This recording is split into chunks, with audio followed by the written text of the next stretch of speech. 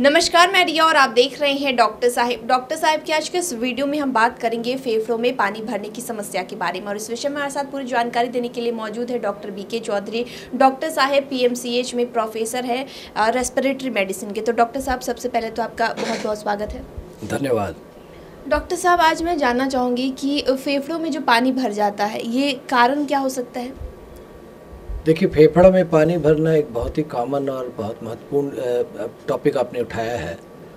तो एक्चुअली फेफड़ा में पानी नहीं भरता है। फेफड़ा भगवान ने, प्रकृति ने ऐसा सिस्टम बनाया है कि फेफड़ा के ऊपर एक लेयर होता है जिसको प्ल्यूरा कहते हैं।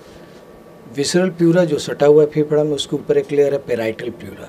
दोनों के बीच में स्पेस होता है, उसमें पानी भर जाता है फेफड़ा। लेकिन वो पानी जो है बहुत सारा सिम्टम्स पैदा करता है। वो दबाव डालता है लंग्स पे दबाव डालता है, प्रेशर देता है, तो सिम्टम्स आते हैं। इसके कई कारण होते हैं। सबसे महत्वपूर्ण उम्र के अनुसार चलिए तो बहुत सारे कारण हैं। सिंपल निमोनिया होता है, बच्चों में निमोनिया होता है, बड़ों में ट्यूबरकुलोसिस होता है, एल्डरली पेशेंट, ओल्ड पेशेंट में कैंसर भी एक कारण है होने का। और सबसे इम्पॉर्टेंट जो है आज की डेट में, वो हम इम्पॉर्टेंट इशू ये बता रहे हैं कि कई बार प्रेजेंटेशन हो रहा है कैंसर की वजह से। तो आप मान के चलें कि 100 में 60% केसेस टीबी की वजह से, ट्यूबरकुलोसिस की वजह से।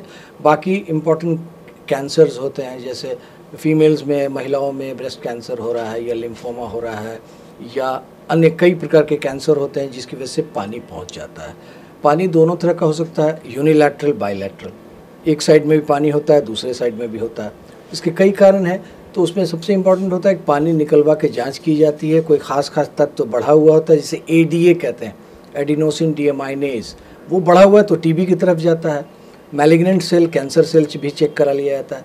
तो पानी होना ऐसा नहीं है कि बहुत पानी हो गया तो बहुत छोटा चीज़ है, ये बहुत बड़ा चीज़ है, एनिग्मेटिक है। उसका कारण निकालना है।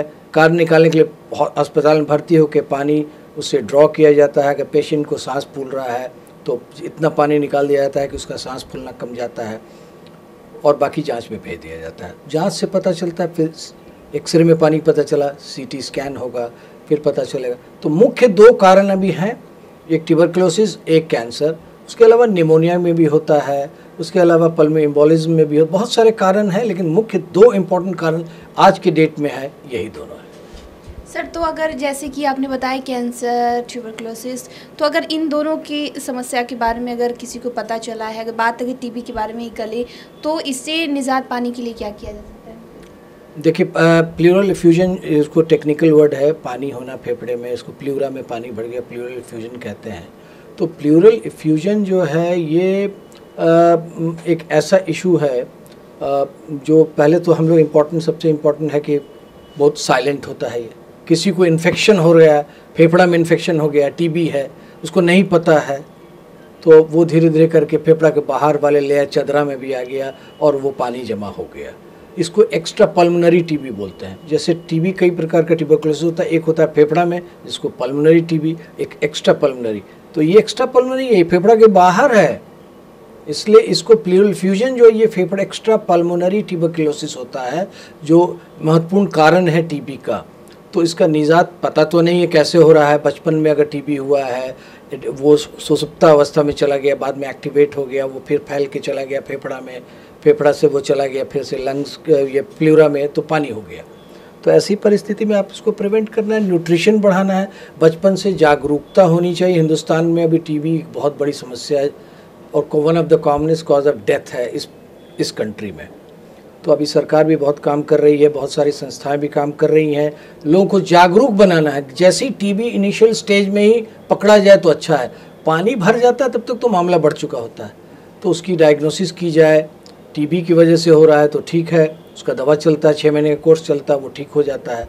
दूसरे कारण से है तो फिर उसका इलाज उसी अनुसार होता है। जैसे अभी हाल में एक महिला को हमने देखा, तो वो उसका पानी था फेफड़े में, वो लंग्स में, वो ब्रेस्ट कैंसर से सेकेंडरीज था, फिर उनको बॉम्बे टाटा मेमोरियल हमने रेफ़र कर दिया।